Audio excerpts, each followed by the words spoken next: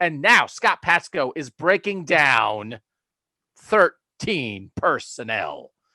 There's a particular play that happened. There's a big, exciting play. We're not going to do 13 personnel with a little tight end swing pass to Harrison Bryant for 4 yards. Let's spend an hour on it. We wouldn't do that to you. Ellis might. Now I would. I was going to say we could do it, but we won't. All right, so we want to talk about 13 personnel, and I picked the Donovan Peoples-Jones TD, which I'm going to use DPJ from here on out because I'm just tired of saying his whole name. But I picked this one because it's a play that I'm sure most Browns fans are going to remember. And as far as 13 personnel goes, just to recap, I mean, if you listen to this podcast all season, I'm sure you know what it is. But if you're new, we'll just go over it real quick. 13 personnel, 1 running back, 3 tight ends on the field. That's where you get the 13 from. And on this play, the 1 receiver is DPJ. The tight ends are the usual suspects: Austin Hooper, Harrison Bryant, and David Njoku. The Browns used this formation 9 times against the Titans, ran 6 times out of it, and threw it 3 times. Baker was 2 of 3 on those passes, with this being the 1 touchdown. The 1 incompletion, by the way, was a dropped pass by DPJ inside the 5-yard line on the Browns' opening drive, which is another play I'm sure every Browns fan remembers. It's 1st and 10 at the Browns' 25-yard line.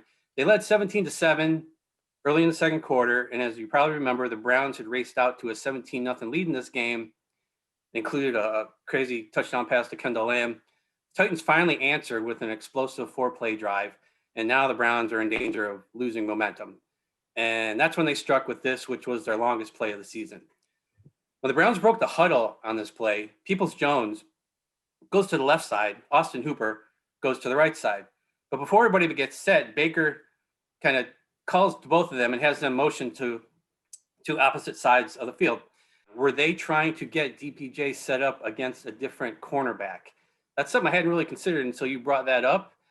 He leaves Malcolm Butler on the left, who is the Titans' best coverage corner, and he goes over to Breland on the other side, who is probably their second best coverage corner. Now, the Titans were not great on defense, but there is a little bit of a difference there, and perhaps they thought that it was a better situation with DPJ on the right against Breland as opposed to Butler.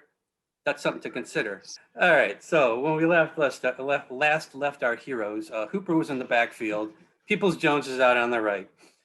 Hooper then motions back to his original spot, and Harrison Bryant falls back into the backfield. So you have the line kind of bookended by Njoku on the left and Hooper on the right. You have Donovan Peoples-Jones out wide, and again, Bryant in the backfield.